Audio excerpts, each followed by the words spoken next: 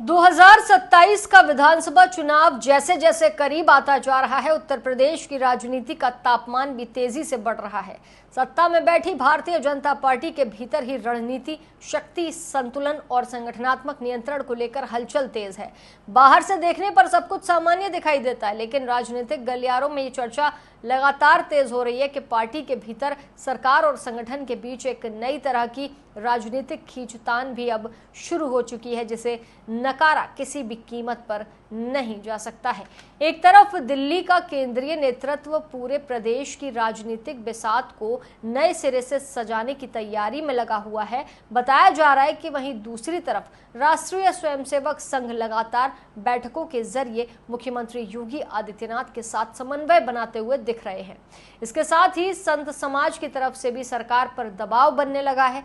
ऐसे में यह सवाल तेजी से उठ रहा है कि क्या 2027 से पहले ही बीजेपी के भीतर सत्ता और संगठन की असली लड़ाई की जमीन तैयार हो रही है।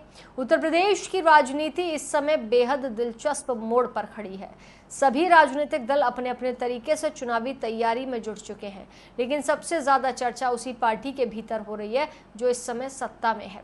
पार्टी के अंदर इन दिनों संगठन और सरकार के बीच संतुलन को लेकर गहरी गतिविधियां भी देखने को मिल रही हैं।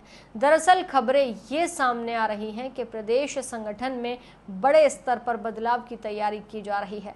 पंकज चौधरी को प्रदेश अध्यक्ष बनाए जाने के बाद संगठनात्मक ढांचे में लगातार सक्रियता दिखाई देने लगी है। सूत्रों की अगर माने तो उत्तर प्रदेश के लगभग 75 जिलों में संगठन के स्तर पर बड़े फेरबदल की योजनाएं भी बनाई जा रही हैं।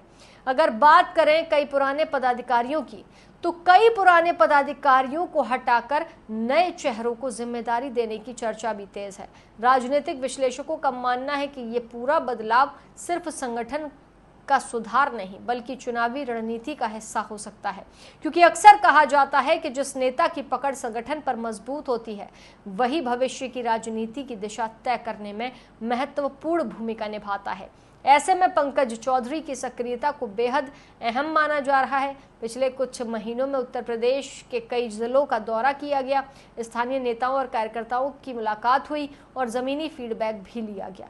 अब उनकी ये यात्राएं खत्म होने के बाद संगठन में बड़े बदलाव के संकेत भी सामने आने लगे हैं, जिसके चलते राजनीति लगातार तेज होती जा रही है।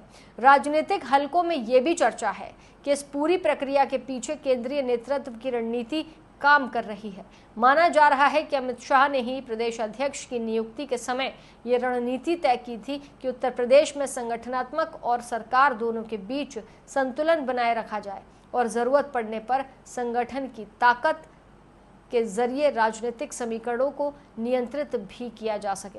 यही वजह है कि अब संगठन के साथ साथ सरकार में भी बदलाव की चर्चाएं तेज हो गई हैं।